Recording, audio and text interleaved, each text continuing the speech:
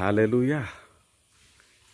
അനുഗ്രഹിക്കപ്പെട്ട നല്ലൊരു ദിവസം കൂടി കർത്താവ് തന്നതിനായി ദൈവത്തിന് നന്ദി പറയാമോ? യേശു കർത്താവ് ഇന്നത്തെ ദിവസവും നമ്മളെ അനുഗ്രഹിക്കുവാൻ, നമ്മുടെ കൂടെ നടക്കുവാൻ ആഗ്രഹിക്കുകയാണ്.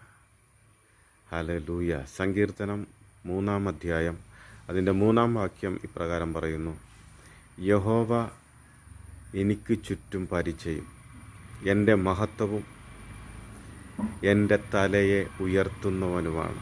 ഹല്ലേലൂയ.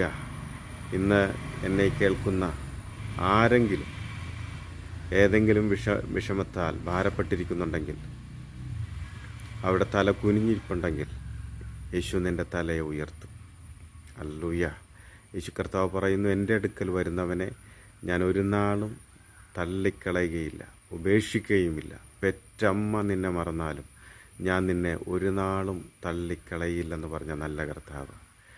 യേശു ഒരു വാക്ക് പറഞ്ഞാൽ അത് വാക്കാണ്. ഹല്ലേലൂയ. അതുകൊണ്ട് ധൈര്യമായി യേശുവിൻ്റെ സന്നിധിയിൽ നിനക്ക് ഏറ്റുപറയാം. അതേസമയം തന്നെ നിൻ്റെ കൂട്ടുകാരോടോ കൂട്ടുകാരിയോടൊക്കെ തുറന്നു പറഞ്ഞാൽ അത് ചിലപ്പോൾ മൊത്തം പാട്ടാക്കി മാറ്റും. അങ്ങനെയാണല്ലോ ലോകം. രഹസ്യമായിട്ട് എന്തെങ്കിലുമൊക്കെ പറഞ്ഞാൽ അത് നമ്മളറിയാതെ തന്നെ അങ്ങനെ പരന്നുകൊണ്ടേയിരിക്കും.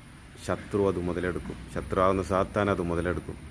അപ്പോൾ അതിന് ഇട കൊടുക്കാതെ കർത്താവിൻ്റെ മുഖത്തേക്ക് നോക്കി കർത്താവിനെ വിളിച്ച്, യേശുവിനെ വിളിച്ച്, യേശുവിൻ്റെ കരങ്ങളിലേക്കൊന്ന് കൊടുക്കാമോ?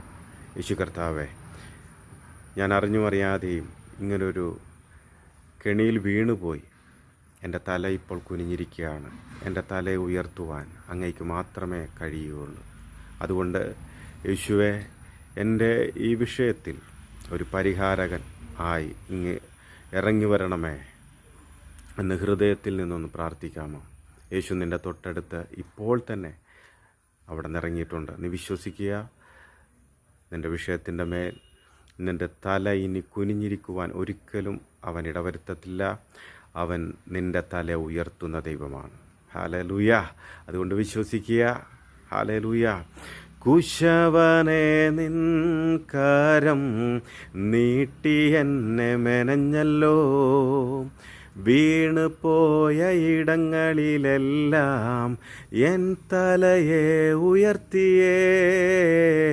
കുശവനെ നിൻ കരം നീട്ടി എന്നെ മെനഞ്ഞല്ലോ, വീണ് പോയ ഇടങ്ങളിലെല്ലാം എൻ തലയെ ഉയർത്തിയേ.